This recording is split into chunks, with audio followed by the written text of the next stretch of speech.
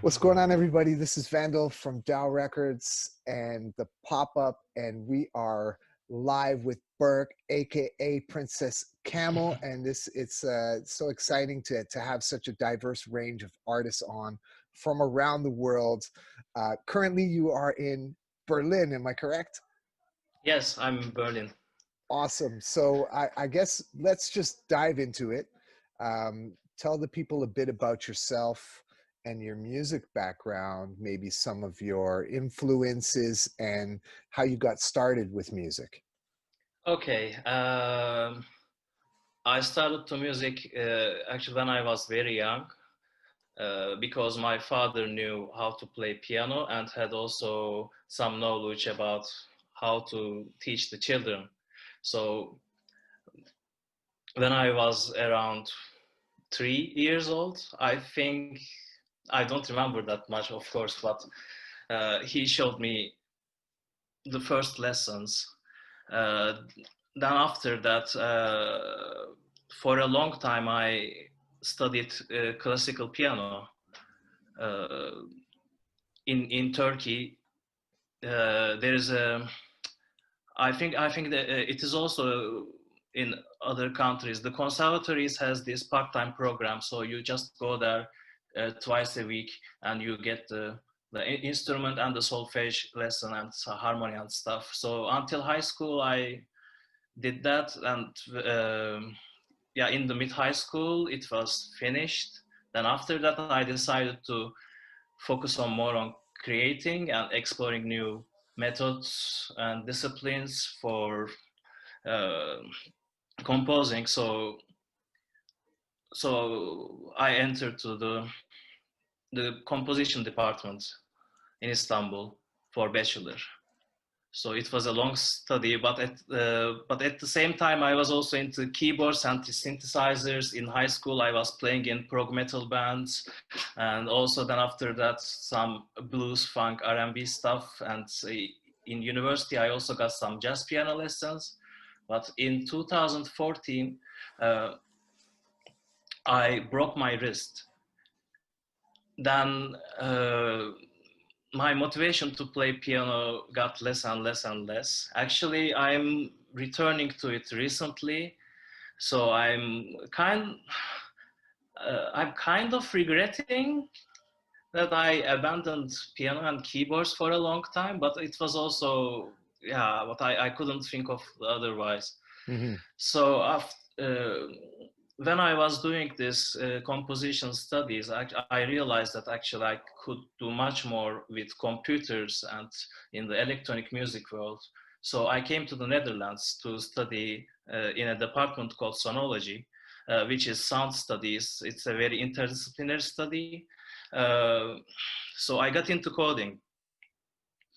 And then I started realizing that, okay, music doesn't have to be the only thing I do. With the power of computers and coding and etc., I can work with various media. I can make connections between them.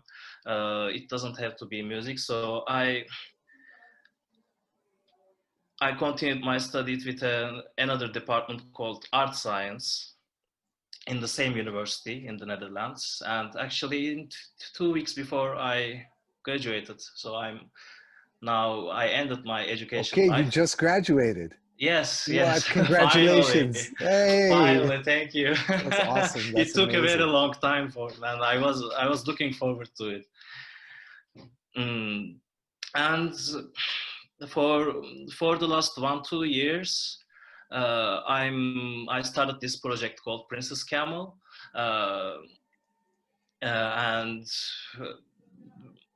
slowly I'm building around it, and everything I learned and every interest I have and the every medium I can touch. And right now I'm trying to combine them as using Princess Camel as a melting pot. Mm-hmm. And normally when I was doing composition in the academy, it was more academical and experimental stuff. So my decision with the Princess Camel was more approachable, groovy. The music I will enjoy to play, and Hmm. hopefully the audience will enjoy to hear it. I I, think, yeah, that's the story of my I music life. noticed like when you were telling the story about your prog metal and the different genres that you experienced, like learning and listening to and incorporating into your musical Hmm. journey. I can hear that with the song. I can hear Hmm. those influences merged into it, and it's cool to get that history from you, so I can make that connection. I think that's really cool. And Oh, also I can. that you have that your alter ego, Princess Camel, allows you to sort of reach people through music that may not be your study and your experimental field. That it's something where you can connect more, I guess, to the listeners. Is that what the purpose of Princess Camel is? Can you repeat the last like sentence again? like Sorry. to be able to connect more with music listeners outside of your studies and Hmm. your the experimental stuff that you were doing for school. Hmm. Is that it, to be able to connect to listeners more through your alter ego? I think even if it's unintentional, that's what I'm kind of doing. Because I'm when I'm doing the music for the Princess Camel, I'm not following anything, so it just happens in the flow. So usually it ends up me combining a couple of samples, I don't know, with some old recording I made, and then sometimes I add a loop, then I decide to improvise on it. So I think yes. So tell us a bit about she sometimes answers phone calls. Like what's the story behind that composition? So it started with a sample, and actually I didn't know that it was actually a song by Jill Scott and Robert Glasper. So I was watching these YouTube videos for a VST plugin called Keyscape from Spectre Sonics. It's a really good keyboard emulations, and Robert Glasper was playing this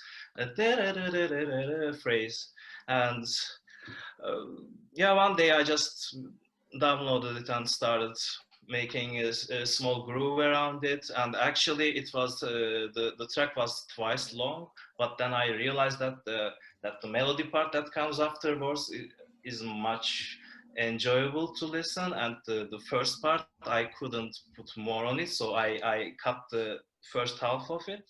Then um, then I just started recording many melodies on it with different sound synthesizers, and I want to have this dreamy vibe to it. Then I asked my friend to come to me and record some vocals, and it's and the situation was, it was like very hot that day, and I only have, actually you can see it now, I hooked up my audio recorder. Okay. Yeah.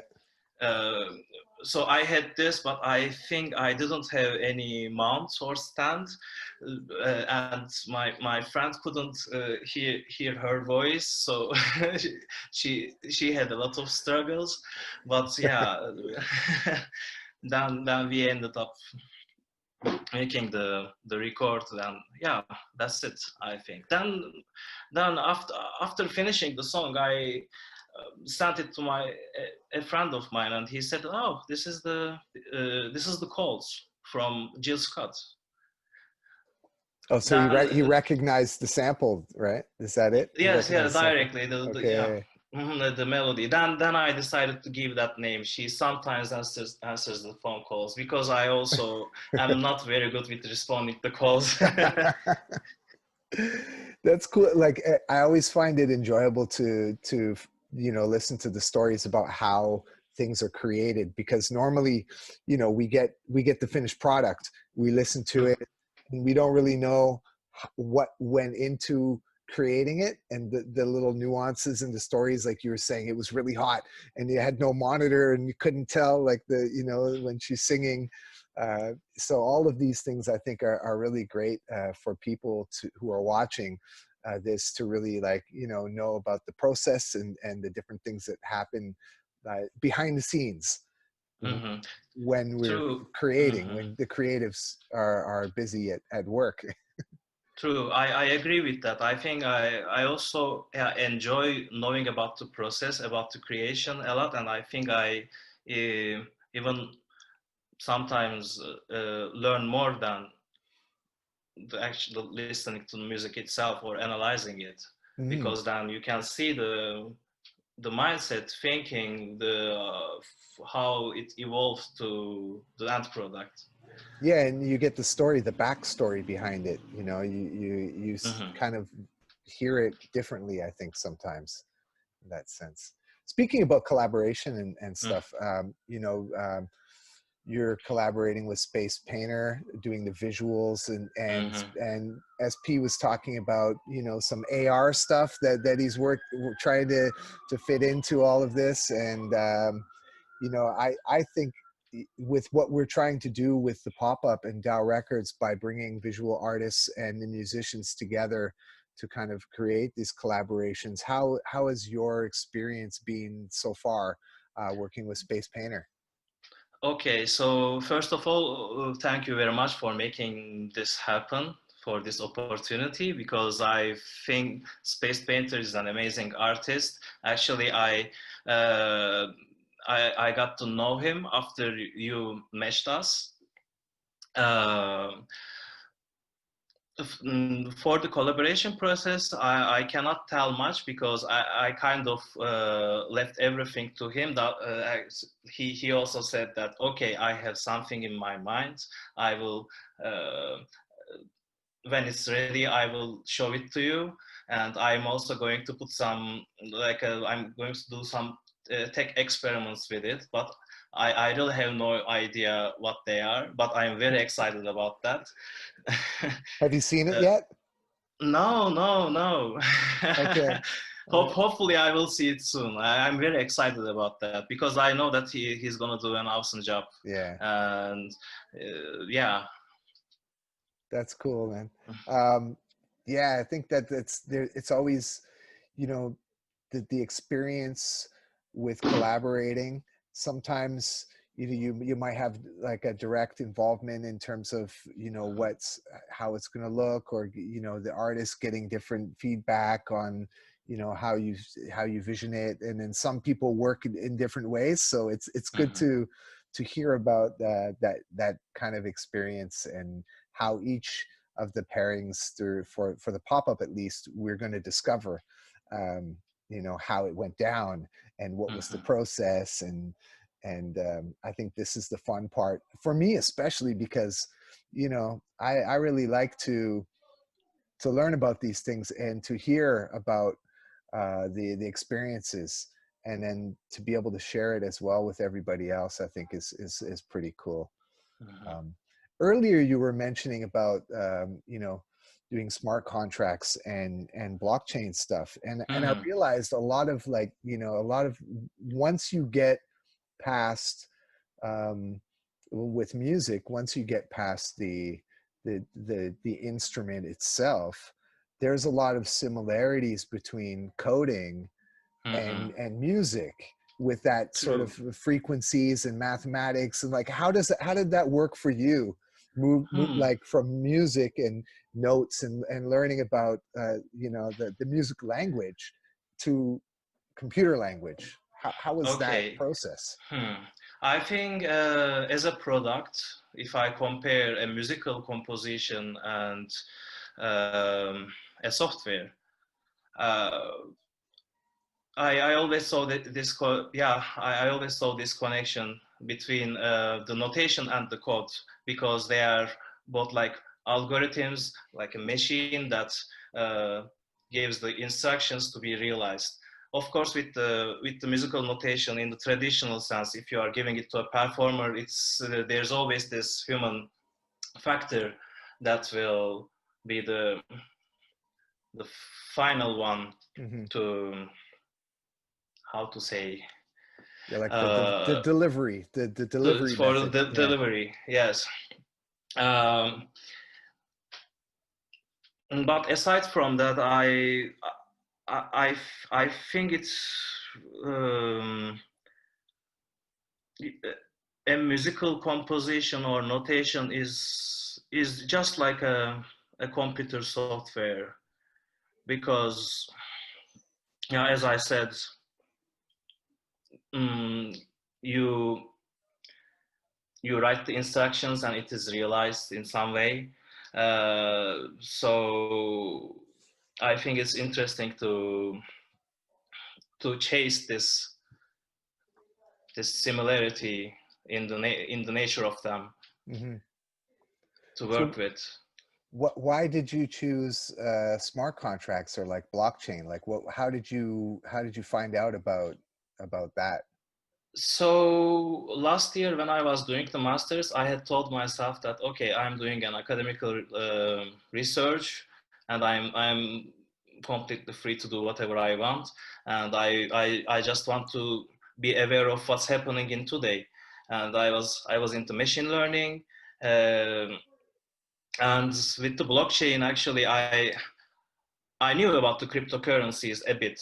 My friends were talking about it. Especially, I remember when Bitcoin went to 19K, everyone was talking about it. But I think the moment I got interested in blockchain was the Steam social network. Okay. I don't remember how I found it, but when I saw it, I said, "Ah, okay. So then blockchain is a technology that can do this kind of stuff." And then I think I watched Siraj Raval. He makes. I don't know if he's making videos anymore, but he used to make a lot of videos about the machine learning and decentralized applications and stuff. Then uh, once I got into it, I started to get very excited. Then my first smart contract project, actually, it's a very conceptual thing, and I also wanted to make it as like an artistic work, and I can also present it to my teachers.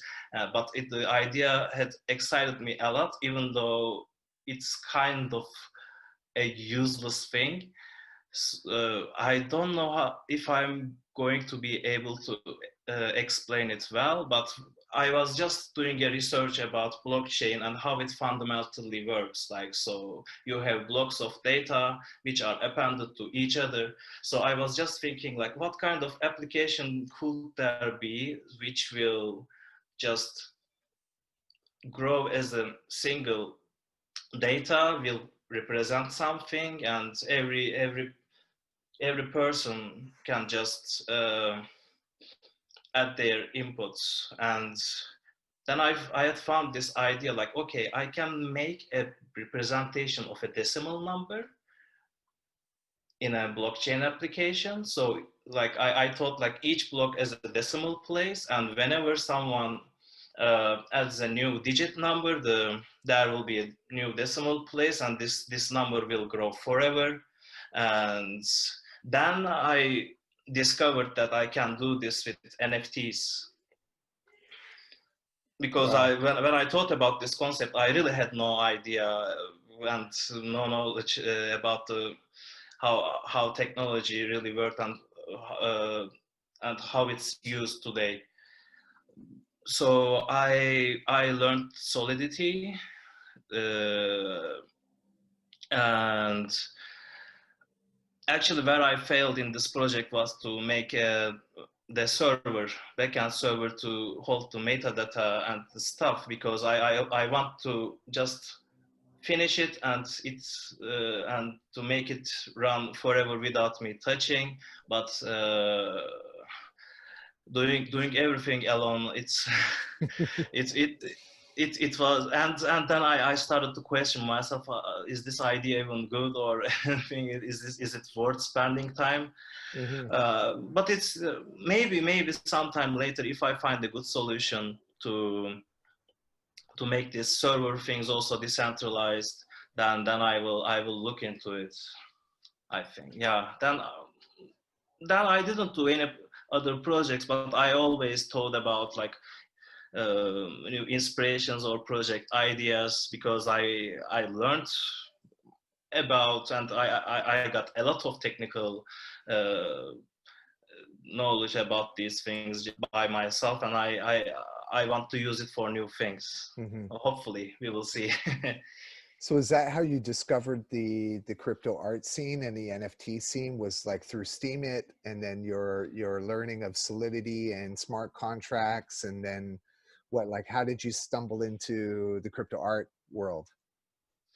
mm, I think for crypto art, the first time I saw the term was in Steemit, but to be honest, at first when I saw it, I thought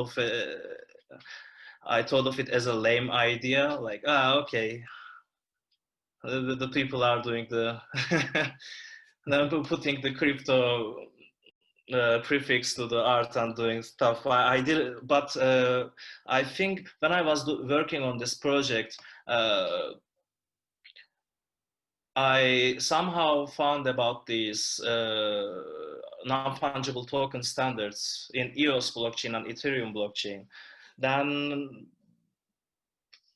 then in maybe a couple of days, I found the the first generation galleries like the super rare, known origin, then the metaverses. Then I found myself diving in OpenSea marketplace and finding out all these weird things. uh, but it took me months to get into one of the galleries, because I'm not a visual artist normally. I somehow I sometimes get images, animations as a result of my experimentations, but I'm not actively um, working to make visual works. So when I had a collection of images, I had sent to Super Rare. I think it was the first place to uh, uh, add me to their artist list. Uh, then it started from there. Well, I want to thank three people, actually four people, actually, to make me feel that okay, this is a good community, they are good people, and also the ideas, visions are amazing, and this is going to an incredible um, place. So Max Osiris, Jay Delay, Rob was the first to bid on my work. I was very excited about that, and after that Max and Jay and Seda Turej. She had written me on Telegram when she saw that another person from Turkey entered this scene. So she helped me a lot with understanding things, and yeah. Nice. Actually, Robness was the first person that I discovered in the crypto art scene. Like, it was one of his vaporware Japanese style artworks, and I was like, whoa, what's Mm-hmm. this? And then I looked, and then I saw this crypto art, and then after that, like you said, it's the rabbit hole, right? You just kind Mm-hmm. of like once you dive in, it's like this whole new world sort of appears, and it's continually growing and growing, and more people Mm-hmm. are starting to get involved in it. um, that's amazing. What do you think, like, just, this is just a random thought, but what do you think this is going to look like in like in a year's time? How do you envision this space?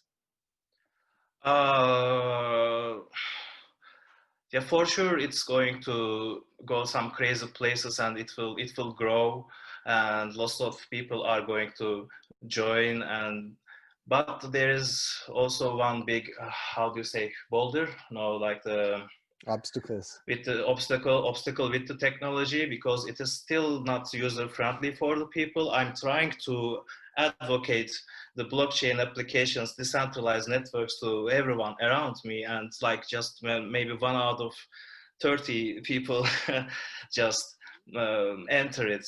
And uh, but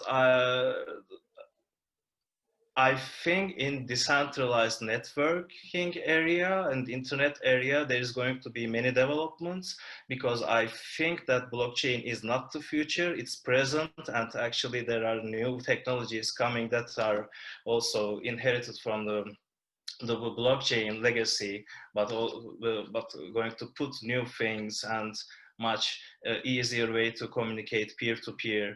So uh, especially when we see these things happen, new kind of scenes and new kind of visions and new kind of maybe art movements or whatever going to show up. So uh, I'm pretty excited about that. But even with this condition of this the blockchains, I think it's a general thing. It's not only an Ethereum, EOS, I don't know, Yeah. Tron thing, because the problem with them is they are all a monolithic ledger that prevents it to be easy for people. Yeah. Uh, but for example, these audio NFTs and the new ways of minting things. I don't know, it can be anything. Yeah. Yeah. And like just 6 months ago, it was much more primitive, and now the people are really working hard to combine different technologies, and collaborating with each other, partnering with companies. Uh, I think the scene and the crypto art scene and the crypto art, crypto world in general, it's like very community friendly. Share like sharing is caring, Yeah. and we can build the future together. There are these ideas, and you can feel it, see it, and it gives power and Yeah. excitement, and also inspiration to think about new things. What could be the next thing? Hmm. Yeah, I've noticed that as well. There's the excitement, I think, is the key thing that drives the development, and the fact that the community is supportive, and there's such a diverse range of people. Because I guess what, like, I also started around the same time with Steam It, after the, well, from April 2017, and then Steam It into 2018, and then being active on Steam It, and you realize that there's a community of people. But at the beginning phase, it tends to be more of the tech oriented people, the coders, and people interested in like the financial side of blockchain, and the money side. And then now we're seeing the influx of creative people coming in, creative people who may True. not have any knowledge of the technical aspects of blockchain, and what drives it, like behind the engine of it. But now that the platforms are available for people to use, that all they need to do is create something, and then boom, they can mint it out and share with this community and get involved with other people.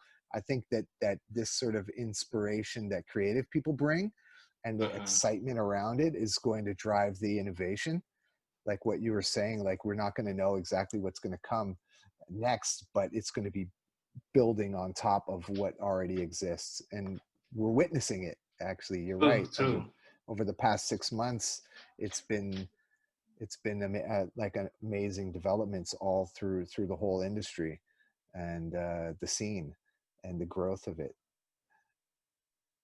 Awesome. And is there anything else you want to add? Like it's going to be the 15th. So this weekend is coming up, Saturday. Hmm. uh, Actually, I don't know what I can add to this.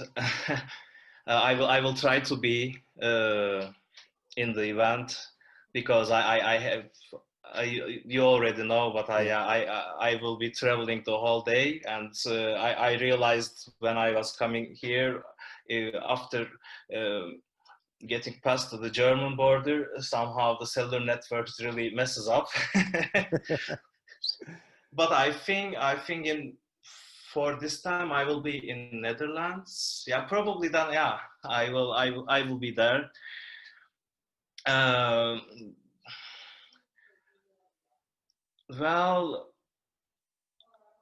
there, I don't know. There are some things I'm currently working on, but they are not concrete enough. Maybe I can just summarize Sure. because at some time I will invite people to